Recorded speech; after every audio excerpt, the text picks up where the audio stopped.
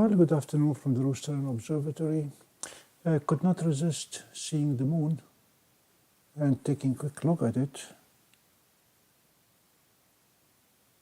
Obviously, DWARF was my go-to in this case because I can find the moon. Seestar has been very moody lately, not letting me find the moon.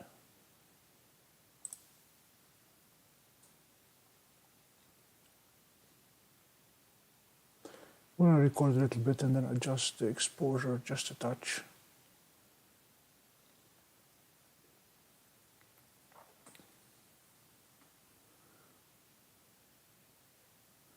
Quick 30 seconds.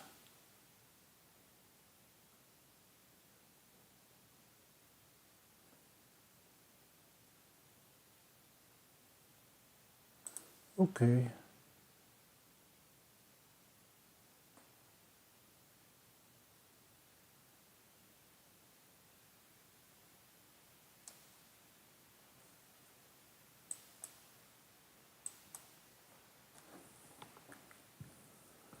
Let's see what we can do here. All right, let's take this from auto to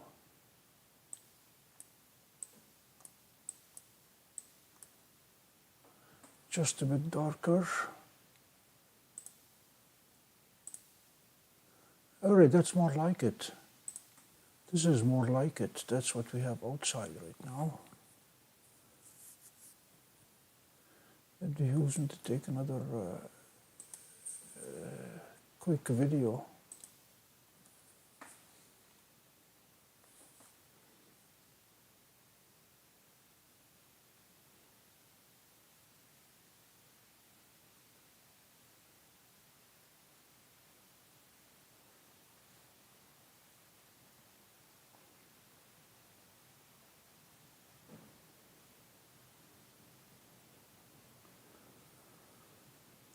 The dual camera system on the DWARF allows me to find the moon and the sun when Seestar has been failing ever since the new firmware upgrade has failed to find the sun or the moon.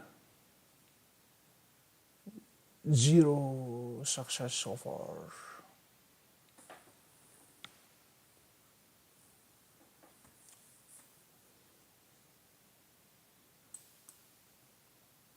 Tracking here is an issue.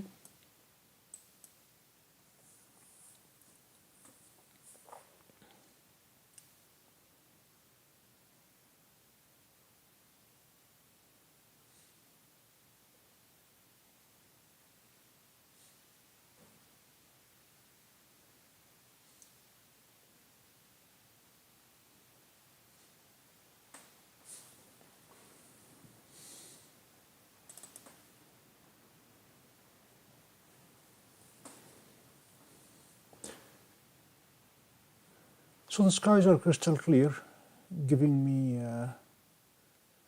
hope for tonight that we're going to have a good imaging session. But the moon is certainly beautiful right now.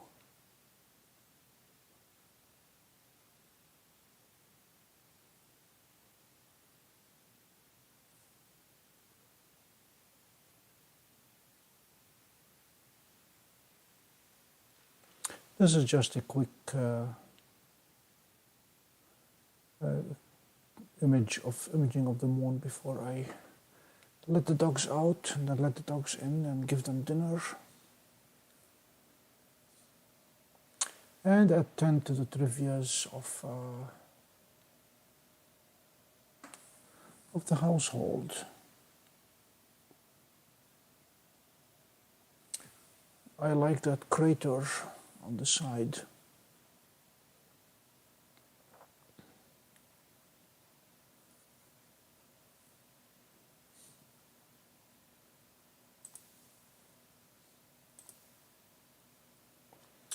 Let me see if I can find out quickly.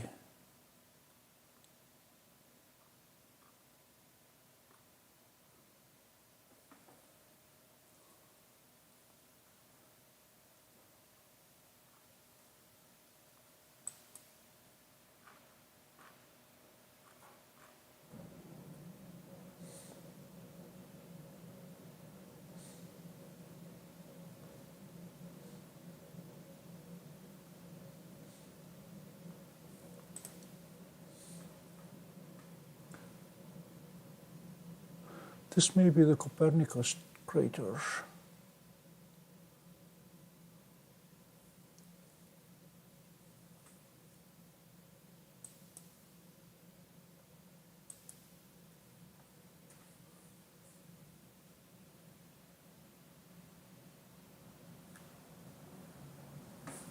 Yeah, the Plato crater is up there. So this is the Copernicus crater right at the end of the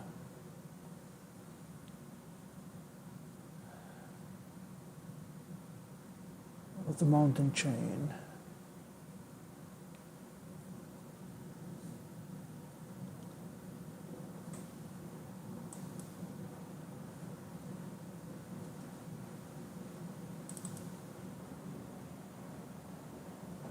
I cannot expect much better focus during daytime, but you can see the brownish and the bluish surface of the moon. The dwarf has been the best at rendering those colors. The other scopes show them as gray.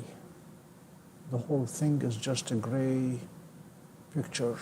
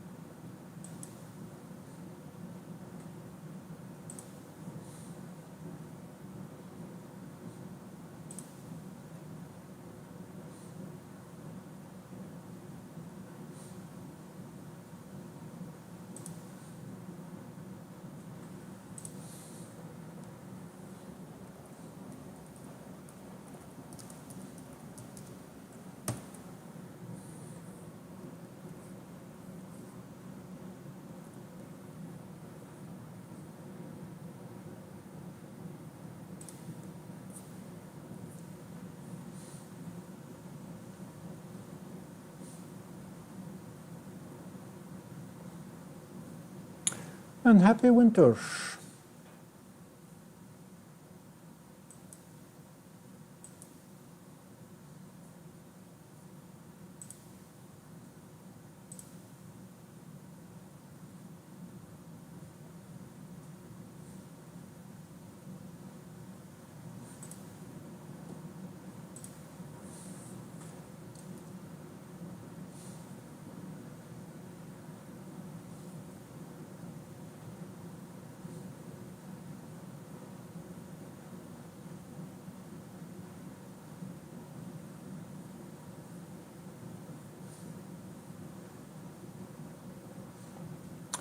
I'm going to pull it down and see if we can grab another quick video.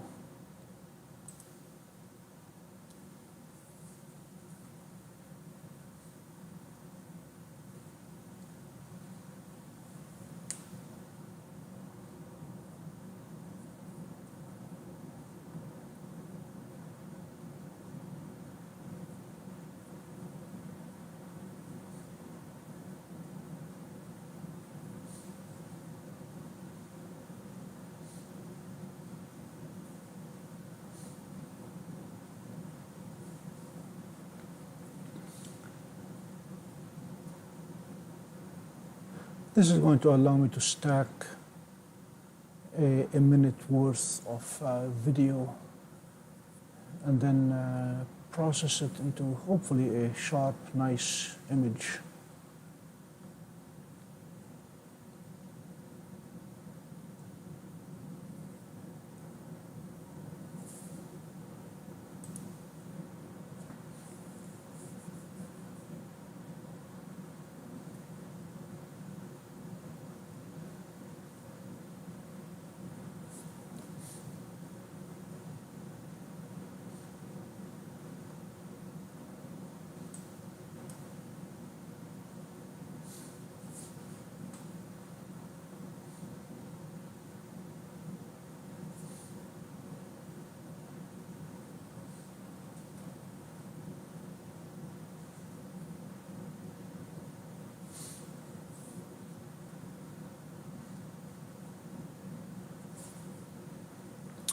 tracking feature, even though it worked very well on turtles, does not seem to work as well. Good afternoon, Dan. Good morning, Robocop. Morning, Stanley. I took a look outside and there was the moon and I could not resist. Seestar has been useless in finding moon or sun lately, ever since the new firmware upgrade. So I took the DWARF. That's the beauty of two cameras. The wide-angle camera found the moon, no problem, and then double-click on it, and then switch to the telephoto lens.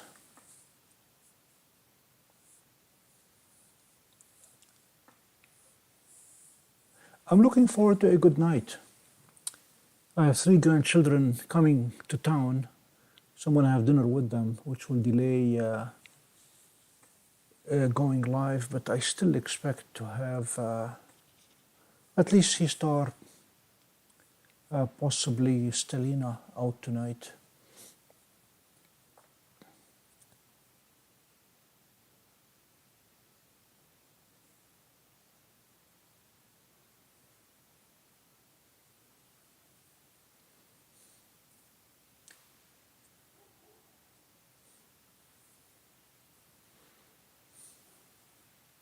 Yeah, my only issues with the latest firmware update have been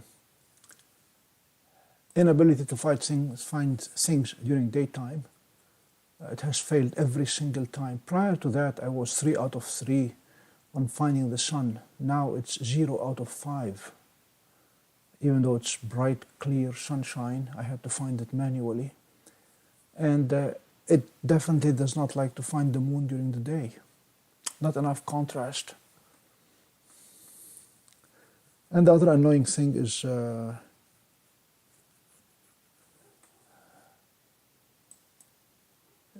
many error messages. Right now I see 342 is a possibility, and I'll be looking for a few others. I'll take suggestions if you have any, Dan.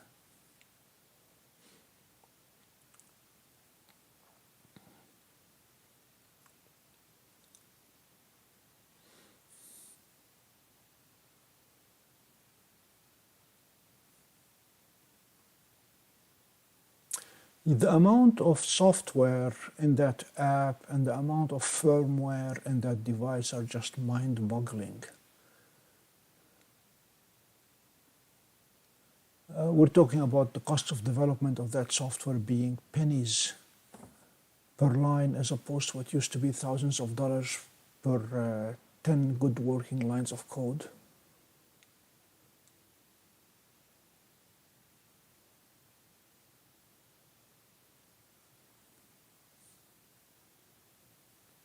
I was disappointed this morning that Messier 101 did not come up a lot clearer. I already have Stellina. I bought Stellina 2 years before buying the Seestar, and I do not regret it. I had lots of good. I had 2 full years of imaging with Stellina before either DWARF or Seestar came into view or on the market. And I have to admit, when I bought Stellina, I was gainfully employed with income. When I bought Seestar and DWARF, I was quietly retired with a pension. And it makes a slight difference. I have done the Heart Nebula. I'll probably go back to it sometime. The Heart Nebula is too big for the field of view of Seestar, and the DWARF is not good with nebula. I tried it with mosaic mode with Stellina also. Yeah, if you go on my channel and just search for 1805, you'll find all my attempts at the Heart Nebula, and there were quite a few of them.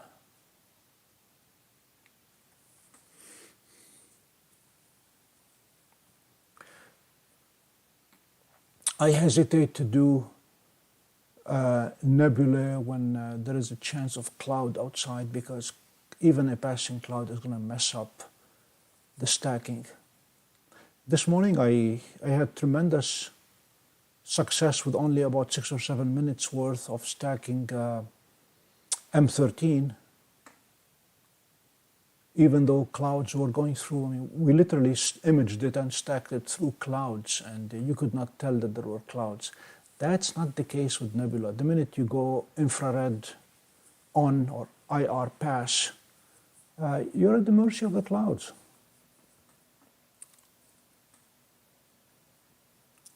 Nice thing about IC342 is it's about the right dimensions for a Seestar. I may even venture with dwarf on it, we'll see.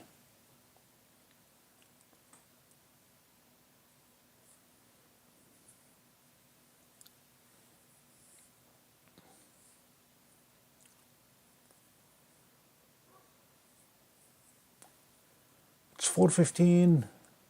It's time for me to bring the dogs in and get them their dinner. So gentlemen, ladies, gentlemen, as always, good chatting with you, and I'll be back in about 4 hours. I will see you then.